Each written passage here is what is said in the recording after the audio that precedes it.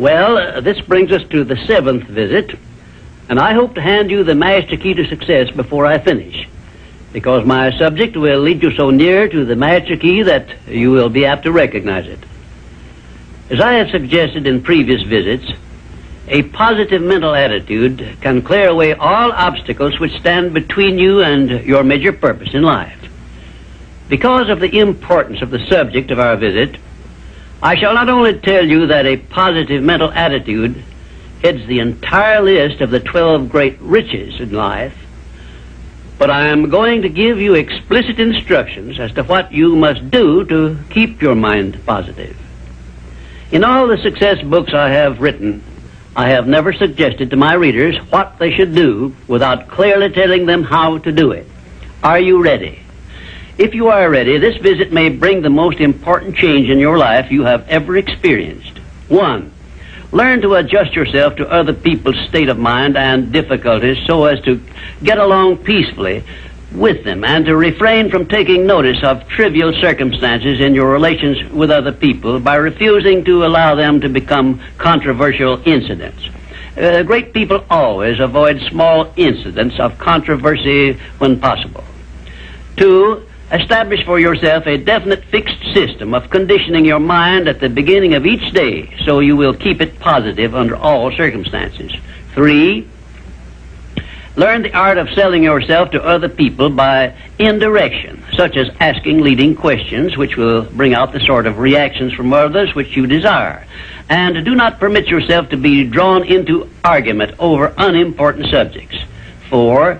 Adopt the habit of having a good-hearted laugh every time you become irritated or angry, and it will help you if you begin each day with 1 minute of hearty laughing. This will change the chemistry of your brain and start you out with a positive mental attitude. However, you had better get out of sight when you take your laughing exercise. 5. Start each day with an expression of gratitude for all the adversities, defeats, failures you have experienced in the past, and search for the seed of an equivalent benefit these have yielded you through the passing of time. Then give thanks for the blessings you expect to receive during the day. 6. Learn to concentrate your attention on the can-do portion of all of your problems and desires and start action where you stand in carrying out this portion. No matter what may be your problem or your desire, there is always something you can do right now that will help you. Find out what this something is and do it. 7. Learn to transmute all unpleasant circumstances into immediate action which calls for a positive mental attitude, and make this a fixed habit.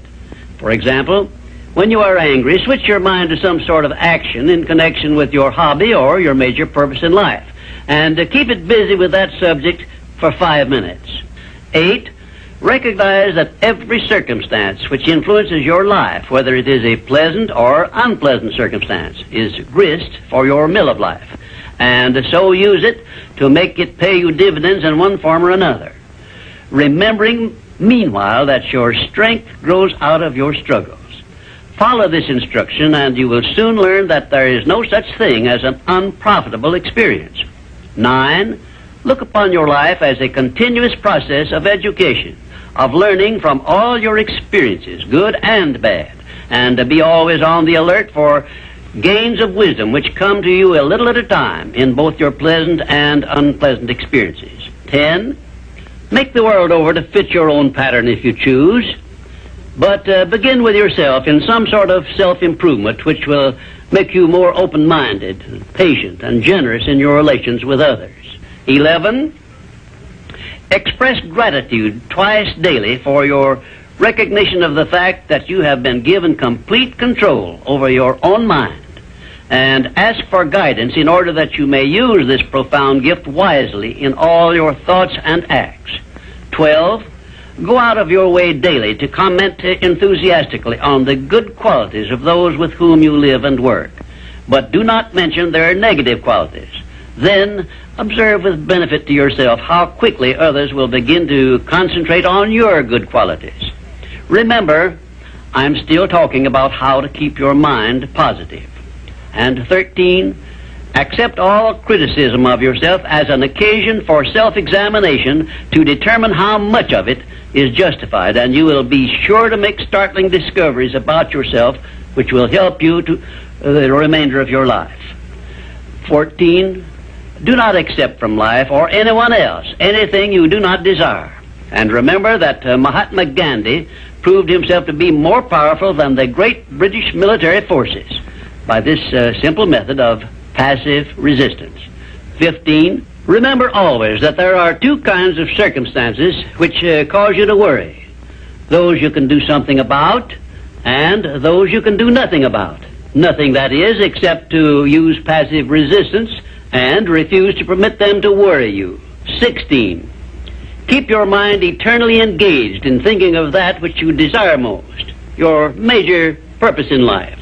So no time will be left for you to waste on thinking of that which you do not want. And let me digress here while I tell you we are now rubbing elbows with the great master key of success this very moment. And 17, if you should ever be so unfortunate as to feel sorry for yourself, look around until you find someone who is worse off than yourself and start where you stand to give him help. Make this procedure a habit, and you will witness one of the great miracles of life, because that which you do to or for another, you do to or for yourself. And 18, choose some person whom you consider to be the sort of person you would like to be. Then go to work and emulate that person in every way possible. Great people have always been hero worshippers, but they pick the right sort of people to emulate. 19, cultivate your tone of voice so that your words have a pleasing musical sound. And remember that the sound of your voice is an open window through which other people look into your very soul. It will be a profitable investment if you will get a tape recording machine and record samples of your voice daily while you practice the art of expressing yourself through a friendly sounding voice. If you are engaged in selling, this practice will quickly pay off in monetary dividends. 20. Last, but by no means the least, write out this sentence and paste it in a prominent place where you work and on a mirror where you see yourself in your home. Whatever the mind can conceive and believe, the mind can achieve. Remember also that you are the only person who can provide you with a positive mental attitude. What are you going to do about it? On your answer to this question rests your entire future.